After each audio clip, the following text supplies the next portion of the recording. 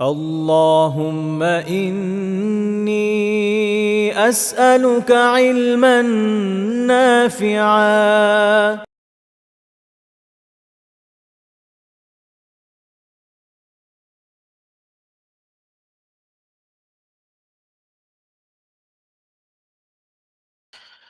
السلام عليكم ورحمة الله تعالى وبركاته.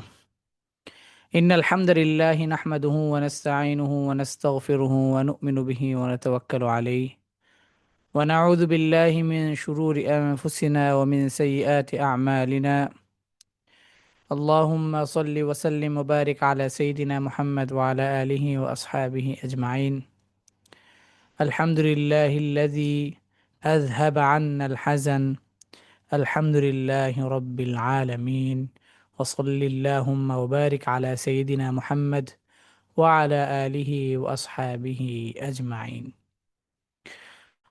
قال الله تعالى في القرآن المجيد: أعوذ بالله من الشيطان الرجيم. بسم الله الرحمن الرحيم. اقرأ باسم ربك الذي خلق. خلق الإنسان من علق. اقرأ وربك الأكرم الذي علم بالقلم. علم الإنسان ما لم يعلم. صدق الله العظيم. ইলমান Nafia academy কর্তৃক আয়োজিত আল কোরআন পড়ি শুরু থেকে এই কোর্সে অংশগ্রহণকারী সকল দিনী ভাই ও বোনদের জানাই আন্তরিক শুভেচ্ছা ও অভিনন্দন। আমরা ধারাবাহিকভাবে আমাদের এই কোরআনুল কারীমের তিলাওয়াত শেখা সংক্রান্ত বিষয়ে ক্লাস চলমান রয়েছে এবং ক্লাস করছি, এবং আমরা আলহামদুলিল্লাহ প্রথম লেভেলটি আমরা কমপ্লিট করে দ্বিতীয় লেভেলে আমরা ক্লাস শুরু করেছি, এবং তার মধ্য থেকে আমরা দুটি ক্লাস অর্থাৎ দ্বিতীয় লেভেলের দুটি ক্লাস অলরেডি আমরা শেষ করে ফেলেছি। আলহামদুলিল্লাহ রব্বিল আলামিন, আল্লাহ তালা আমাদেরকে এই কোরআনুল কারীমের দার্সে বসার এবং কোরআনুল কারীমকে সুন্দরভাবে পড়ার যেই ইচ্ছা এবং আকাঙ্ক্ষা আমাদের মধ্যে রয়েছে, পাশাপাশি কোরআনের ইলম অর্জনের জন্য আল্লাহ তালা আমাদেরকে যে রিজিক রেখেছেন কোরআনের জ্ঞান অর্জনের জন্য, সেজন্য আল্লাহ তালার কাছে আমরা শুকরিয়া আদায় করি। আলহামদুলিল্লাহ রব্বিল আলামিন। আল্লাহ রব্বুল আলমিন কোরআনুল কারীমে সূরাতুল জুমাতে বলেন, ওয়াল্লাহু খায়রুর রাযিকিন। আল্লাহ সূরাতুল জুমাতে বলেন, ওয়াল্লাহু ইয়ারযুকু মান ইয়াশাউ বিগাইরি হিসাব। আল্লাহ তাআলা যদি কাউকে রিজিক দান করেন, সেটা বিগাইরি হিসাব, কোনো ধরনের কোনো হিসাব ছাড়া, গুণে গুণে নয়, বরং অগণিত এবং অসংখ্য, যার কোনো সংখ্যা হতে পারে না, অসীম। ঠিক আছে? গণিতের ভাষায় তাকে বলে অসীম। আর গণিতের ভাষা আরেকটি হচ্ছে যাকে গুণে শেষ করা যায় তাকে বলে সসীম। তা আল্লাহ তাআলা যখন কাউকে দেন, ইয়ারযুকু মান ইয়াশাউ বিগাইরি হিসাব, তার মানে আল্লাহ তাআলা যখন কাউকে দেন তখন অগণিত এবং অসংখ্য তাকে রিজিক দান করে থাকেন। কেননা তিনি হচ্ছেন রাজ্জাক। রাজ্জাকের মানে যেই সিফাতটা, এই সিফাতটা শুধুমাত্র তার মধ্যেই থাকবে, তার মধ্যেই এটা শোভা পাবে, যার মাঝে কোনো কি নেই, অভাব নেই, যার মাঝে কোনো এমন নেই যে এইটুকু একটু কম আছে বাকিগুলো সব আছে। এটা কখনো হয় না। এজন্যই খালিক তিনি হচ্ছেন রাজ্জাক, এবং মাখলুক যে তার সে কখনো রাজ্জাক হতে পারবে না। ঠিক আছে? তো আল্লাহ তাআলা আমাদেরকে এই ইলমের জ্ঞান, ইলমের রিজিক আরোহণ করার তৌফিক দান করুক, আমিন। তো আমরা যেই বিষয়ে আলোচনা চলছিল আমাদের গত ক্লাসগুলোর মধ্য থেকে, আজকে আমরা আলোচনা করব গত দুটি ক্লাসে, অর্থাৎ দ্বিতীয় লেভেলের দুটি ক্লাসে আমরা আলোচনা করেছিলাম যে মাখরাজ কাকে বলে। মানুষ এই যে আওয়াজ করে, এই আওয়াজের মাঝে মানুষ কিভাবে আওয়াজ করতে পারে, এবং মানুষের আওয়াজ করার পদ্ধতিটা কি, কয়টি অঙ্গ আওয়াজ করার জন্য মানুষকে আল্লাহ তাআলা দিয়েছেন, সেটা যে কোনো ধরনের আওয়াজ হোক।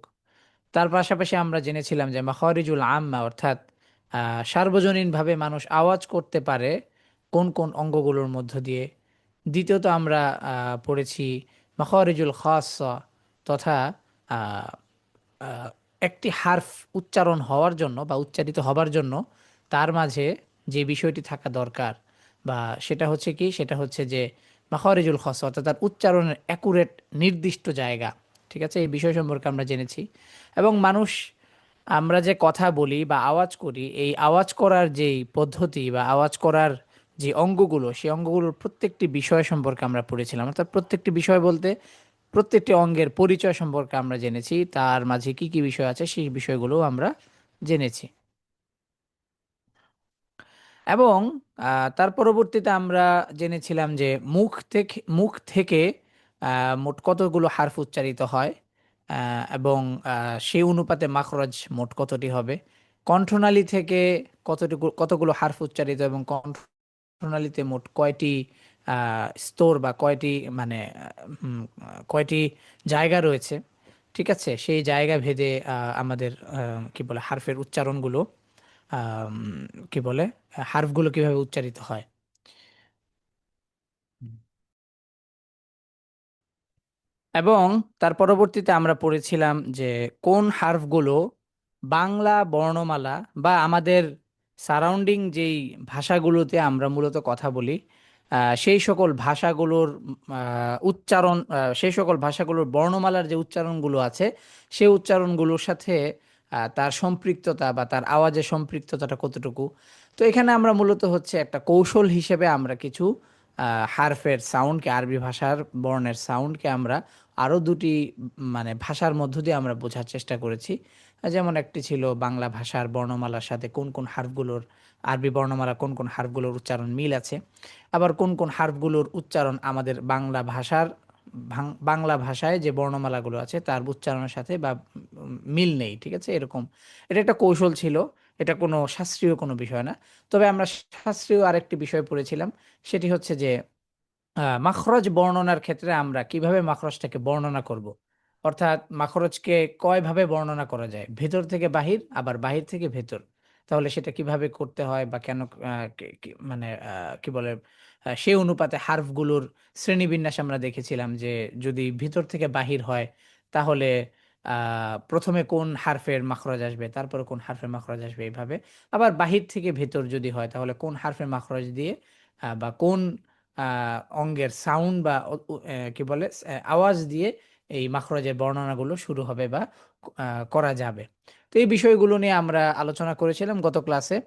এবং আজকে আমরা আলোচনা করব বা আমরা আজকে শুরু করব আমাদের মাখরজ অধ্যায়। অর্থাৎ মাখরজের অধ্যায় বলতে আজকে আমরা শুরু করব সেই বিষয়গুলো নিয়ে যে কোন হারফ কোত্থেকে উচ্চারিত হয়, একদম প্রত্যেকটি হারফের অ্যাকুরেট মাখরজটা কোথায়, কিভাবে উচ্চারিত হয়, কিভাবে উচ্চারিত হবে না, কি কি পদ্ধতির মধ্য দিয়ে উচ্চারিত হবে, এর প্রত্যেকটি বিষয় সম্পর্কে আমরা ইনশাআল্লাহ আজকে আলোচনা করব।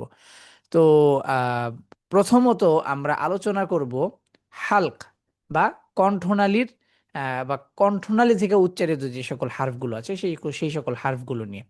কেননা আমরা গত ক্লাসে বলেছিলাম যে এখানে আহ, যে সকল আহ, এখানে পৃথিবীর ম্যাক্সিমাম বা অধিকাংশ তাজউইদ গ্রন্থগুলো মাখরজের আলোচনা যখন করেছে তখন মাখরজের আহ, আলোচনাগুলো শুরু করেছিল আপনার হচ্ছে যে কণ্ঠনালীর মাখরজ থেকে।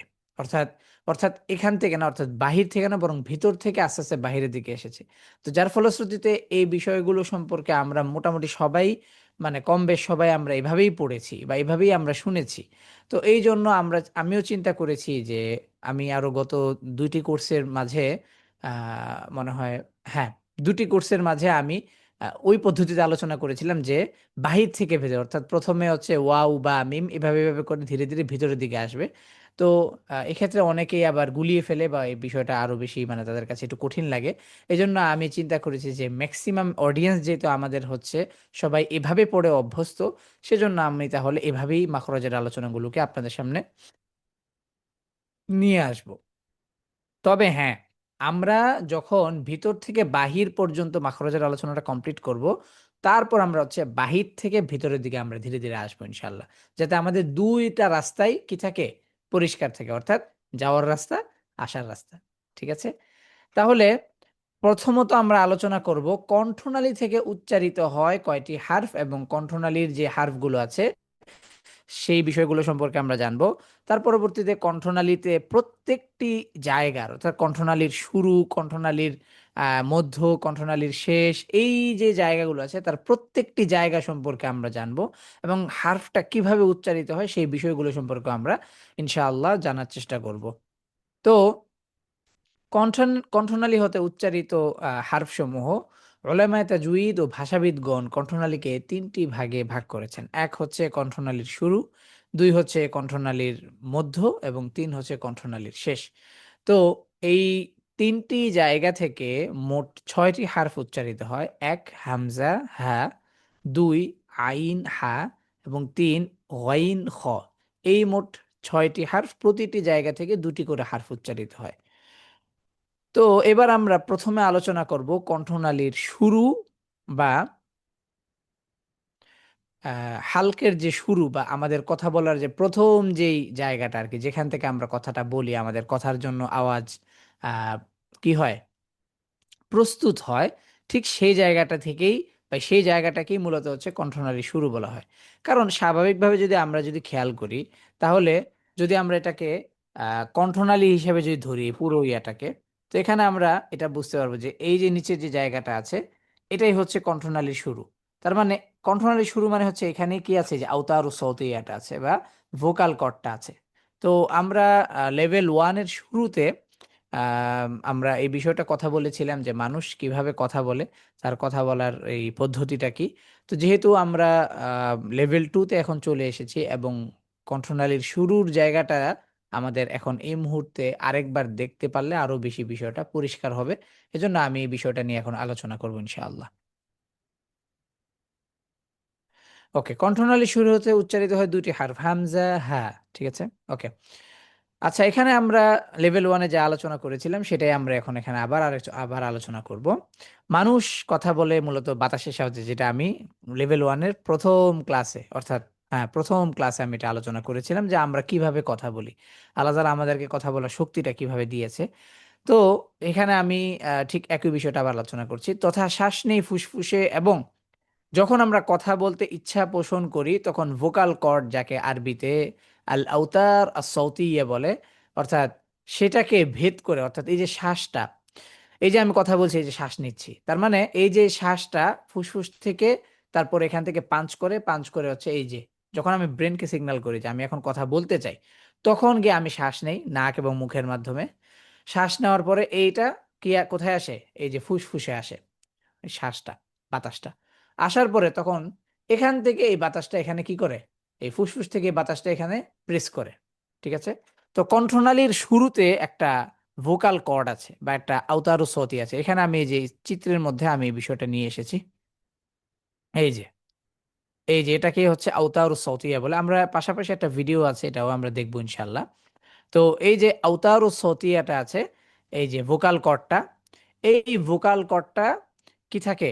এভাবে বন্ধ থাকে। যখন আমি কথা বলবো না, কথা বলছি, এই যে কথা বলছি এটা এবার কি আছে? খোলা আছে। তার মানে এটাকে ভেদ করে এই যে বাতাসটা যাচ্ছে। ঠিক আছে? এবং এই বাতাসটা মুখের বিভিন্ন অংশে, বিভিন্ন পয়েন্টে লেগে আ বিভিন্ন রকমের আওয়াজের সৃষ্টি করে।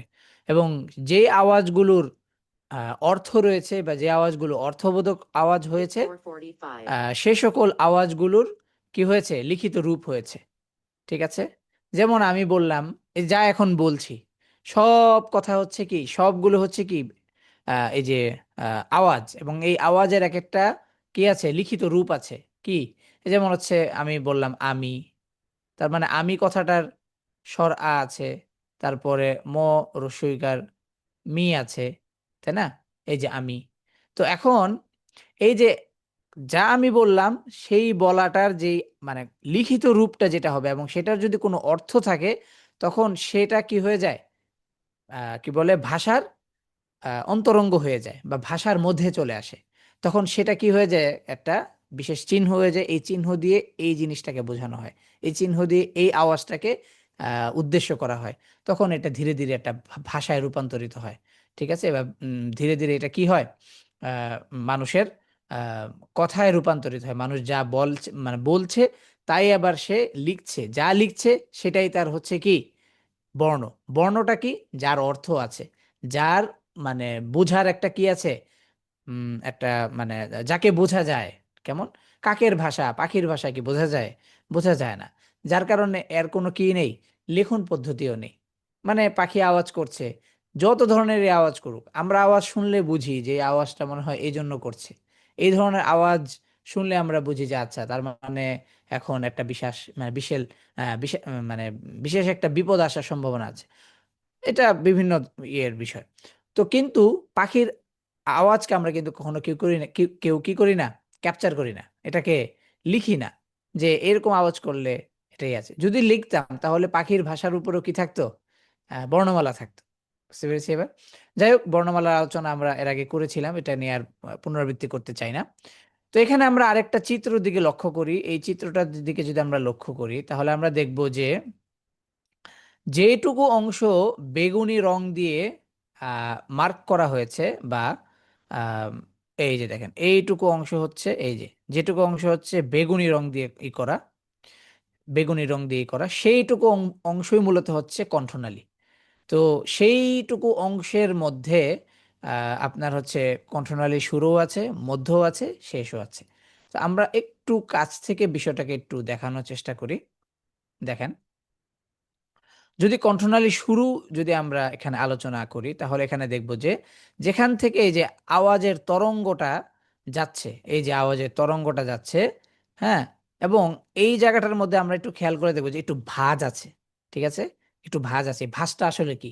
এই ভাঁজটাই মূলত হচ্ছে ওই যে আওতারু সৌতিয়াটা, যে ভোকাল কর্ডটা, যে ভোকাল কর্ডটাকে ভেদ করে আওয়াজটা বা মানে বাতাসটা বের হয়, এবং বাতাসটা বের হয়ে মুখের বিভিন্ন অংশে লেগে লেগে এই যে বিভিন্ন ধরনের আওয়াজের সৃষ্টি করে। ঠিক আছে? তো মূলত এখানে যে জায়গায় আওয়াজের তরঙ্গটা আমরা দেখতে পাচ্ছি, এই আওয়াজের তরঙ্গটার এই জায়গাটাই মূলত হচ্ছে কণ্ঠনালীর শুরু, এবং এখান থেকেই মূলত হচ্ছে হামজা এবং হ্যাঁ, এই দুটি হারফ উচ্চারিত হয়। ঠিক আছে? তবে এই জায়গাটার মধ্যে কিছুটা কি আছে, একটু মানে জায়গা ভেদে কিছুটা ডিফারেন্সি আছে। আমরা আস্তে আস্তে এটা আসবো ইনশাল্লাহ। ঠিক আছে?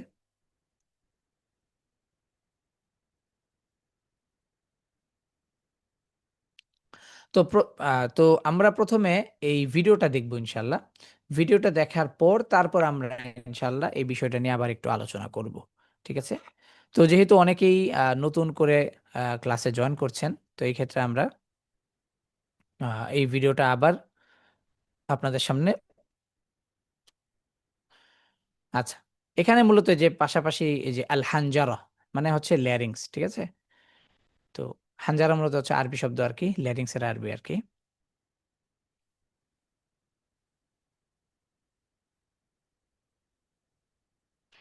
তো এখানে মূলত ভিডিওটার মানে আহ, মূল ফোকাসিং বিষয়টাকে বোঝানোর জন্য তখন এটার যে মুভমেন্টটা আছে, এই মুভমেন্টটা কোন দিক থেকে হবে, এটা কি পেছন থেকে হবে, নাকি পাশ থেকে হবে, নাকি এই পাশ থেকে হবে, নাকি সামনে থেকে হবে?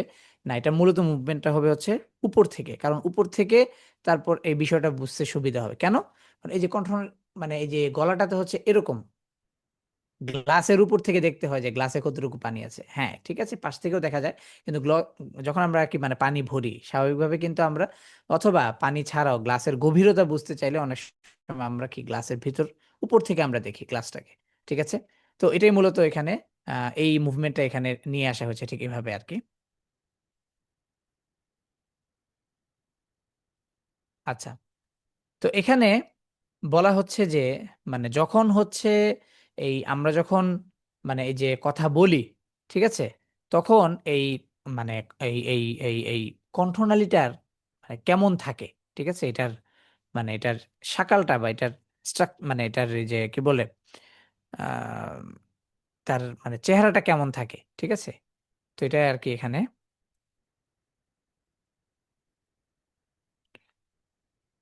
আচ্ছা, এখানে মূলত হচ্ছে দুইটা দুইটা আওয়াজের মানে করলো আর কি। একটা হচ্ছে স্বাভাবিক আওয়াজ।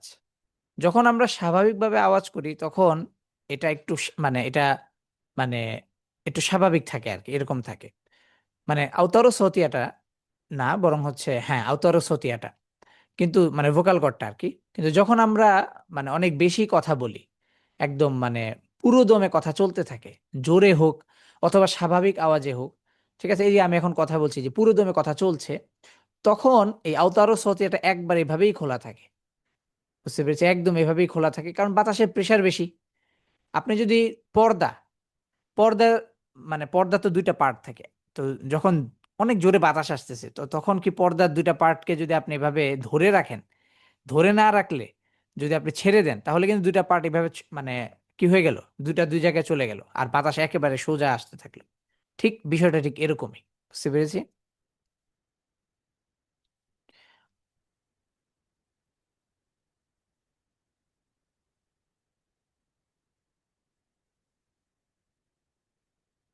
এই যে এই যে যখন আমি এই যে শ্বাস নিলাম, শ্বাস নেওয়ার পরে যে ফুসফুসে আসলো, ফুসফুসে আসার পর এখান থেকে যখন আমি এই যে আওয়াজটাকে বা অর্থাৎ এই শ্বাসটাকে আমি কথা বলার জন্য এদিকে প্রেস করলাম, ঠিক আছে, এদিকে আসলো, তখন এই যে বলছে যে ইয়াজতামিউল হাওয়া তাহতাল তাহতাল হিবালি সৌতিয়া, অর্থাৎ এই যে কি বলে, এই যে আওতারু সৌতিয়ার নিচের অংশটা, অর্থাৎ এই যে ভোকাল কর্ডের নিচের অংশটা, এই নিচের অংশে আইসা এই যে বাতাসটা কি হচ্ছে, জমা হচ্ছে।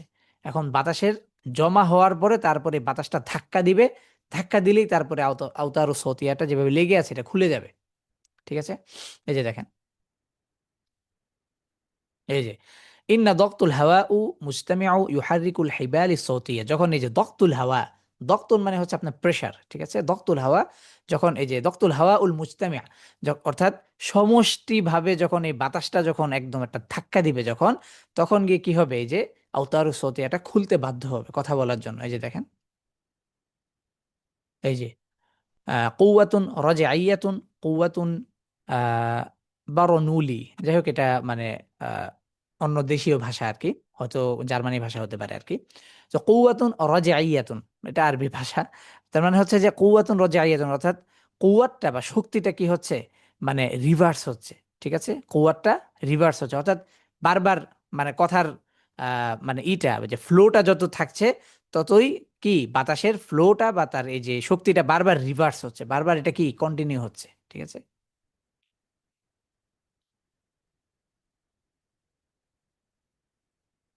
এই যে ঠিক এই যে যখন আমরা এই যে কথা বলছি, যে আমি কথা বলছি, তখনই এই যে বাতাসের প্রেসার, বাতাসের কারণে এটা বারবার এই যে ধরেন আমি একটা আওয়াজ করছি, এই যে আওয়াজটা একদম স্বাভাবিকভাবে সাবলীল এক আওয়াজে বের হচ্ছে, এর মধ্যে কোনো বাধাও আসতেছে না, মানে কোনো ধরনের কোনো থামা, মানে কোনো জায়গায় কোনো আটকানো নাই, কোনো ধরনের মানে আওয়াজের মধ্যে এমন নাই। যেমন হচ্ছে ধরেন এটা সহজে যদি বুঝাই, এটা হাইওয়ে রোড, একটা হাইওয়ে রোড যখন সোজা যেতে থাকে, গাড়ির একটা গতি থাকে, এটা 120 থাকতে পারে, 100 মানে 110 থাকতে পারে, 100 থাকতে পারে, একবারে স্বাভাবিক। কারণ হাইওয়ে রোডে কোনো কি থাকে না, যেমন হচ্ছে কোনো স্পিড ব্রেকার থাকে না, কোনো ধরনের ই থাকে না, স্পিড মিটার থাকে, সেটা ভিন্ন বিষয়। কিন্তু এটা আমি বোঝাতে চাচ্ছি, এই যে তার মানে এই যে আওয়াজটা একদম এক মানে সোজা বের হচ্ছে, এর মধ্যে কোনো ব্রেক নাই, একদম মানে সাবলীল ভাবে বের হচ্ছে। কিন্তু আমি এই যে কথা বলছি, কথা বলার মধ্যে কিন্তু অনেক জায়গায় কিন্তু বারবার ব্রেক হচ্ছে, বিভিন্ন জায়গায় আটকাচ্ছে, কারণ ওটা ওই যে আটকাচ্ছে, এই যে আটকাচ্ছে, তো এখানে কি হচ্ছে, টয়ের কাছে আবার আটকাচ্ছে, এই যে আটকাচ্ছে। ঠিক আছে, তো এই কয়েকটা জায়গায় আবার কি আছে, ব্রেক আছে। হুম, তো এখানে এটাই বোঝাতে চাচ্ছি আমি, যখন আওয়াজের মানে ধরনটা একটা সাউন্ড থাকবে, এক সাউন্ড ই উ, এই জাতীয় সাউন্ড যখন থাকবে, তখন এই আওতারু সৌতিয়া বা বাতাসের ইটা আর কি, মানে ফ্লোটা তত বেশি থাকবে, এবং আপনার হচ্ছে আওতারু সৌতিয়ার এরকম খোলাই থাকবে, এটা আর কখনো আটকাবে না সহজে। হয়তো একটু হালকা সংকুচিত হতে পারে যখন আওয়াজের মানে ওই যে শ্বাস কমে আসবে, শ্বাস কমে আসবে তখন আওয়াজটা একটু ছোট হয়ে আসবে, কারণ শ্বাস কম মানে শ্বাস শেষ হয়ে আসছে। ঠিক আছে, এই আর কি। তো এবার দেখি, এবার এটাকে আরেকটু কাছ থেকে আমরা দেখব। ঠিক আছে, অর্থাৎ এতক্ষণ এতক্ষণ যেটা আমরা দেখলাম, সেটা দেখলাম হচ্ছে এই যে ঘাড়ের পাশ থেকে দেখলাম। ঠিক আছে, এই ঘাড়ের পাশ থেকে দেখলাম, এখন আমরা দেখবো হচ্ছে হ্যাঁ, দুঃখিত, হ্যাঁ ঘাড়ের পাশ থেকে আমরা দেখলাম, এখন আমরা দেখবো হচ্ছে এই যে উপরের পাশ থেকে, যে মাথার এই পাশ থেকে আমরা দেখবো। ঠিক আছে, এরকম। দেখি, এই যে এভাবে এটা খুলে বন্ধ হয়, খুলে বন্ধ হয়। এই যে ইহতিজাজ আউ তারাদ্দুদুল হিবাল সৌতিয়া। ইহতিজাজ মানে হচ্ছে আপনার কি, এই যে মানে কাইন্ড অফ হচ্ছে, মানে এটা বলা হচ্ছে ভাইব্রেট করা আর কি, ঠিক আছে। এবং তারাদ্দুদুল হিবাল সৌতিয়া, তারাদ্দুদ হওয়া অর্থাৎ তরঙ্গ, ঠিক আছে। তারাদ্দুদ মানে হচ্ছে কি তরঙ্গ, ঠিক আছে। তো এই ছিল আমাদের এই এই কি বলে আমাদের কথা বলার যে প্রসিডিওর, এবং আমরা যেভাবে কথা বলি, এবং আমরা যেভাবে আল্লাহ তাআলা আমাদেরকে কথা বলার জন্য এই হুম, হুম। তো আল্লাহ তাআলা আমাদেরকে এই যে কথা বলার যে মানে পদ্ধতিটা আমাদেরকে দিয়েছে, কিভাবে আমরা কথা বলি, কোন প্রসিডিওর আমরা কথা বলি, পাশাপাশি এখানে আমরা মূলত যে বিষয়টা নিয়ে আমরা মানে বারবার এখানে কনসার্নের বিষয়, সেটা হচ্ছে যে আহ, হামজা এবং হা, অর্থাৎ এই দুটি হার্ফ যেই জায়গা থেকে উচ্চারিত হবে, এই দুটি হার্ফ উচ্চারণের প্রথম যে জায়গাটা, অর্থাৎ হালকের শুরু বা কণ্ঠনালীর শুরু, এই জায়গাটা কোন জায়গাটা, এটা হচ্ছে ওই যে আওতাউরু সৌতিয়ার যে জায়গায়, ঠিক ওই জায়গা থেকেই কণ্ঠনালীটা শুরু হয়েছে। বুঝতে পেরেছি এবার? অর্থাৎ আওতাউরু সৌতিয়াকে যদি আমরা যেভাবে খেয়াল করি, তাহলে পুরোটা যদি একটা কণ্ঠনালী হয়, তাহলে এই যে নিচে যে অংশটা, এটা তো শুরু, তার মানে এখানে আওতারু সৌতিয়াটা আছে, এবং এইখান থেকেই হামজা হা উচ্চারিত হয়, ঠিক আছে। তো এখানে আহ হামজা এবং হা, তার মানে প্রথম হারফটাকে হামজা, দ্বিতীয় হারফটাকে হা, এখানে একটু মানে বোঝার বিষয় আছে। দেখেন, হামজা এবং হা এর মধ্যে প্রথমে যে হামজা, হামজার সাউন্ডটা কি? আ, ই, উ। তার মানে কি আওয়াজটা পরিষ্কার না? একদম পরিষ্কার, কোনো ধরনের কি নেই, বাতাস, মানে এমন নয় যে হালকা একটু বাতাস তারপর আওয়াজ, এমন না। আ, ই, উ, একদম অ্যাকুরেট আওয়াজ, সোজা আওয়াজ। আচ্ছা, হ্যাঁ, দেখেন, হ্যাঁ, যখন আমি বলছি তখন কি, প্রথমে বাতাস বের হচ্ছে, তারপরে কি, হ্যাঁ উচ্চারিত হচ্ছে, মানে তারপরে হচ্ছে একটা আওয়াজ আসতেছে, আওয়াজ আসছে, তাই না? হ্যাঁ, হ্যাঁ। কেন? তার কারণ হচ্ছে যে হা হামজার তুলনায় সাউন্ড কম, বাতাস বেশি তার। হামজার তুলনায় হায়ের বাতাস বেশি, এই জন্যই তার আগে মানে বাতাস বের হয়ে যায়, তারপরে তার কিছুটা আওয়াজ আসে। আচ্ছা, এটা কেন হয়? এটার কারণ হচ্ছে যে হামজাটা হচ্ছে একদম আওতারু সৌতিয়া বা ভোকাল কর্ডের একেবারে শুরু, মানে একেবারে তার মানে পিক পয়েন্ট থেকে উচ্চারিত হয়। একদম ধরেন এই যে এটা হচ্ছে ভোকাল কর্ড, ঠিক এখান থেকেই হামজাটা উচ্চারিত হয়। কিন্তু হ্যাঁ হচ্ছে আরেকটু নিচ থেকে, অর্থাৎ মানে আরেকটু উপর থেকে, ঠিক আছে। হামজা হচ্ছে একেবারে একদম মেইন পয়েন্ট থেকে উচ্চারিত হয়, আর হ্যাঁটা হচ্ছে আরেকটু উপর থেকে। যার ফলশ্রুতিতে আপনি যখন হ্যাঁ বলছেন, দেখেন, হ্যাঁ, হ্যাঁ, তখন দেখবেন যে আগে বাতাসটা বের হয়েছে, তারপরে কি আওয়াজটা আসছে। এই জন্য দেখবেন এই যে এখানে আওতারু সৌতিয়াটা একটু খেয়াল করেন, দেখেন যে হামজা যখন উচ্চারিত হচ্ছে, তখন এই যে আওতারু সৌতিয়াটা দেখেন একদম অ্যাকুরেট ভাবে খোলা, মানে এটার মানে এরকম হওয়ার কোনো চান্স নেই, বা একটু এরকম হওয়ার চান্স নেই, মানে একদম এভাবে খোলা, সোজা খোলা। কিন্তু হায়ের ক্ষেত্রে একটু দেখেন তার মাসাফা বা তার যেই মানে দূরত্বটা আছে, একটু কম, ঠিক আছে। এটার আরেকটু সহজে বা জিনিসটাকে একটু বোঝার জন্য আমরা একটা ভিডিওগ্রাফি দেখবো ইনশাআল্লাহ, কেমন? তাহলে এই বিষয়টা আরো সহজে আমাদের বুঝে আসবে।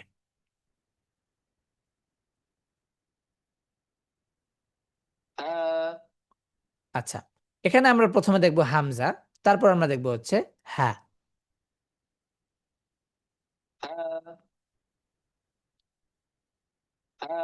দেখেছি, যখন উচ্চারিত হচ্ছে, যে হামজাটা যখন উচ্চারিত হচ্ছে, তখন কিন্তু এই যে দেখেন ভোকাল কর্ড একদম খোলা, এটার কোনো কি নেই, মানে কি বলে, মানে এমন নেই যে একটু হালকা একটু সংকুচিত, হালকা একটু খোলা, এমন নেই, একদম সোজা খোলা। ই, উ, ঠিক আছে।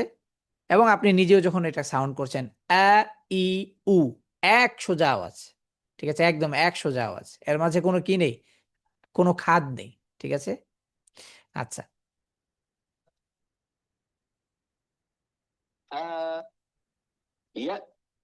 আচ্ছা, তো এবার আমরা দেখব হ্যাঁ যেটা আছে,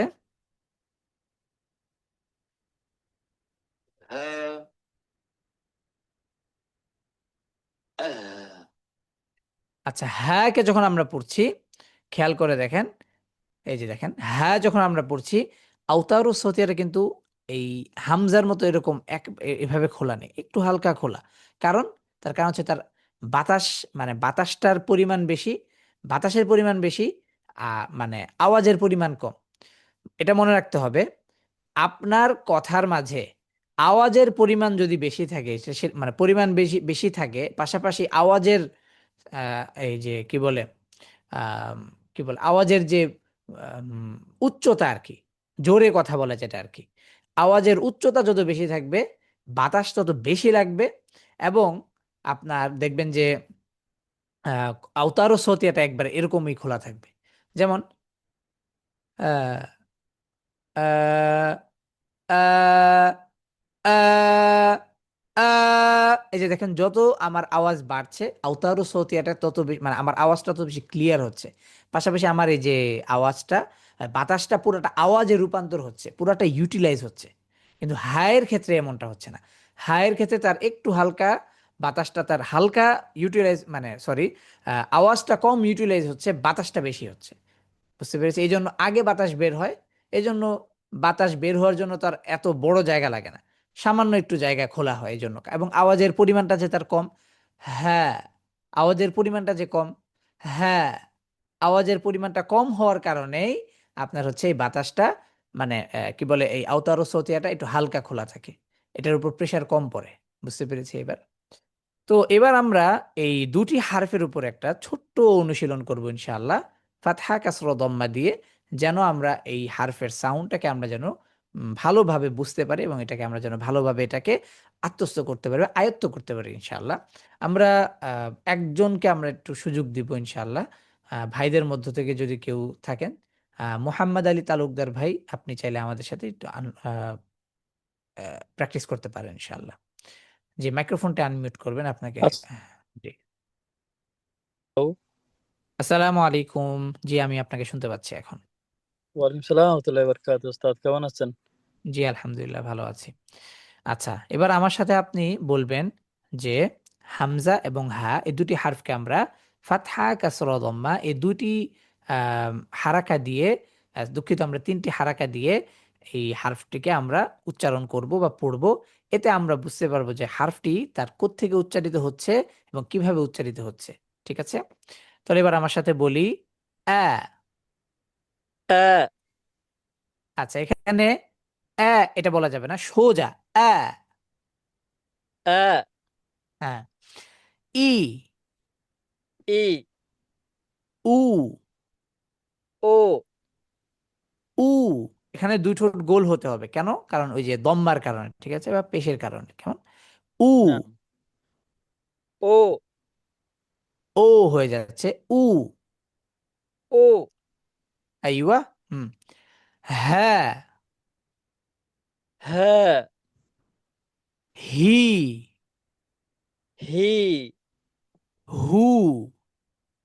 হো আবার আমরা আবার একই হারফের আবার অনুশীলন। আ।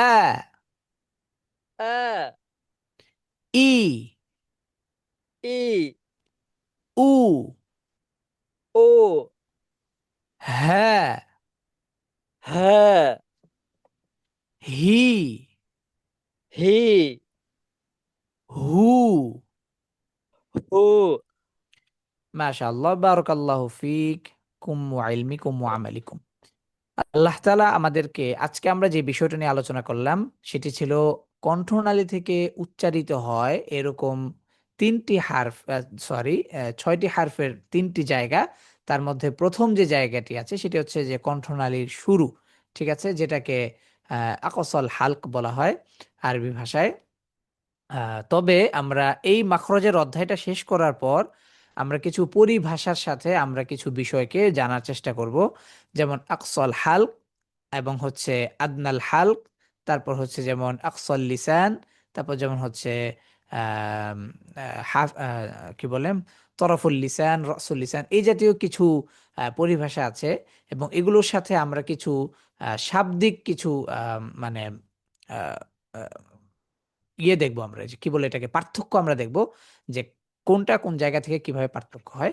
এই বিষয়গুলো নিয়ে আমরা কথা বলবো ইনশাল্লাহ মাখরজের অধ্যায় শেষ করার পর। কেননা তখন আমরা যখন এটা আলোচনা করব তখন আমাদের প্রত্যেকটা ছাত্রই যারা রেগুলার ক্লাস করেছে তারা প্রত্যেকেই এই বিষয়গুলো ভালোভাবে বুঝতে পারবে যে এই বিষয়গুলোর আলোচনার মূল মাদ্দাগুলো আমরা সহজে বুঝতে পারবো ইনশাআল্লাহুল আজিজ।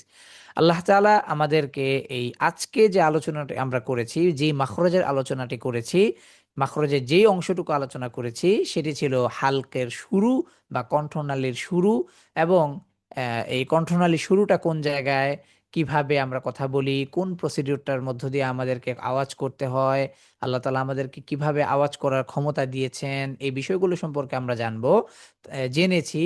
এবং তার পাশাপাশি আমরা এই জায়গা থেকে কয়টি হারফ উচ্চারিত হয় আরবি বর্ণমালার মাঝে এবং কোন হারফ উচ্চারণের ক্ষেত্রে কি কি ধরনের তার বৈশিষ্ট্য আছে, এই বিষয়গুলো সম্পর্কেও আমরা ভালোভাবে বুঝতে পেরেছি।